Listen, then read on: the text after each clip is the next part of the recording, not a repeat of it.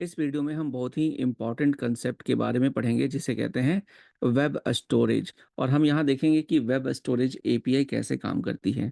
तो देखिए, पहले HTML5 आने से पहले हम यूज करते थे कुकीज। कुकीज क्यों यूज करते थे? हम डेटा को स्टोर करने के लिए कुकीज यूज करते थे। और कुकीज हम जब भी यूज करते थे तो डेटा, जब भी रिक्वेस्ट हम सर्वर को सेंड करते थे तो कुकीज भी साथ में जाता था। ठीक है? लेकिन अब HTML5 में हमारे पास एक अच्छा ऑप्शन है, जिसका फ़ायदा क्या है, हम ज़्यादा स्टोरेज भी स्टोर कर सकते हैं और दूसरा ये सिक्योर भी ज़्यादा होता है। तो वेब स्टोरेज में क्या होता है, बेसिकली सारा का सारा जो डेटा है अब यूज़र के ब्राउज़र में स्टोर हो जाएगा। ऑलराइट, ये 2 तरह के होते हैं, एक होता है लोकल स्टोरेज और दूसरा होता है सेशन स्टोरेज। तो लोकल स्टोरेज में बेसिकली क्या होता है कि डेटा तो आपके ब्राउज़र में ही स्टोर होता है, लेकिन इसकी कोई एक्सपायरी डेट नहीं होती। लेकिन अगर आप सेशन स्टोरेज की बात करो, तो वहाँ पर जिस पार्टिकुलर टैब पे आप काम कर रहे हो, उसी टैब के अंदर आपका डेटा स्टोर होगा। जैसे ही आप ब्राउज़र बंद कर दोगे या उस टैब को बंद कर दोगे, तो आपका जो डेटा है, वो जो स्टोरेज है, जो डेटा स्टोर है सेशन स्टोरेज में, वो डिलीट हो जाएगा। वेब स्टोरेज को यूज करने से पहले हमें चेक करना होगा कि क्या आपका ब्राउज़र वेब स्टोरेज को सपोर्ट करता है या नहीं।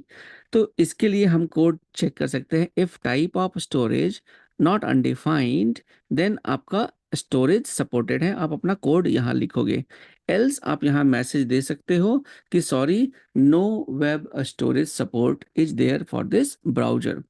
अब हम एग्जांपल देखते हैं लोकल स्टोरेज का।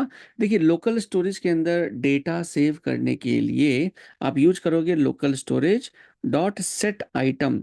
तो सेट आइटम मेथड के थ्रू आप नया आइटम ऐड कर सकते हो लोकल स्टोरेज में। तो यहाँ पे की और वैल्यू का पेयर होता है। हम यहाँ पर दे रहे हैं लास्ट नेम।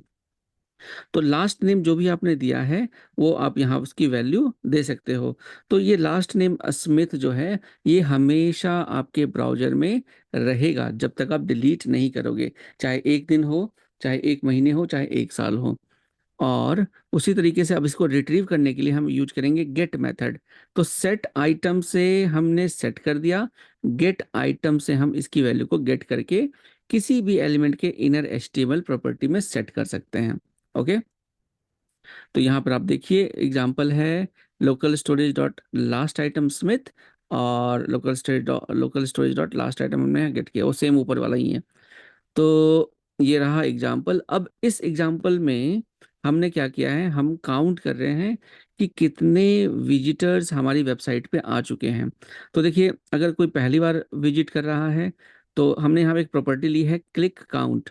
तो local storage dot click count में अगर कोई वैल्यू नहीं है, तो first time local storage dot click count की वैल्यू सेट कर दो 1, जब आप क्लिक कर रहे हो। नेक्स्ट टाइम जब आप क्लिक करोगे तो लोकल स्टोरेज में ऑलरेडी क्लिक काउंट है, तो उस क्लिक काउंट की वैल्यू को नंबर में कन्वर्ट करेंगे। नंबर में क्यों कन्वर्ट करेंगे? क्योंकि कभी भी की और वैल्यू की पेयर जो होती है, वो हमेशा स्ट्रिंग में होता है ना? तो ये जो भी आपका स्ट्रिंग है वो नंबर में कन्वर्ट करोगे। फर्स्ट टाइम आपका 1 होगा, जब आप क्लिक करोगे दूसरी बार 2 होगा। 2 क्यों होगा? तो ये लास्ट में 1 था, प्लस 1 2, फिर 3 4 5 6 7। तो यहाँ मैं ट्राई इट योरसेल्फ पे जाता हूँ। देखिए, क्लिक कर रहा हूँ, 1 2 3 4 5। अब इसको मैं बंद करके, यहाँ मैंने बंद कर दिया, फिर से यहाँ क्लिक कर रहा हूँ और क्लिक भी करता हूँ। देखिए, ये 9 से स्टार्ट हो रहा है। ओके, क्योंकि ये लोकल स्टोरेज में डेटा ऑलरेडी स्टोर्ड है। सेम उसी तरीके से आपका होता है सेशन स्टोरेज। सेशन स्टोरेज और लोकल स्टोरेज में जैसे मैंने आपको बताया, फर्क बस इतना ही है। सेशन स्टोरेज एक सेशन तक लिमिटेड है, मतलब ब्राउजर बंद किया, टैब बंद किया, तो आपका जो स्टोरेज है वो भी चला जाएगा। तो यहाँ पे मैं आपको दिखाता हूँ, मैंने क्लिक किया और यहाँ पे देखो 1 2 3 4 5 7 तक गए। इसको मैंने बंद कर दिया, फिर से मैं अगर इसको ऑन करूंगा तो ये फिर स्टार्टिंग से स्टार्ट होगा। देखो 1 2 फिर से, है ना? तो ये आपका हमेशा स्टार्टिंग से स्टार्ट होगा। So this is all about web storage. बहुत ही इंपॉर्टेंट कंसेप्ट था दोस्तों, इसे अच्छे से आप समझ लेना, प्रैक्टिस कर लेना। चलिए, मिलता हूँ नेक्स्ट वीडियो में। Thank you.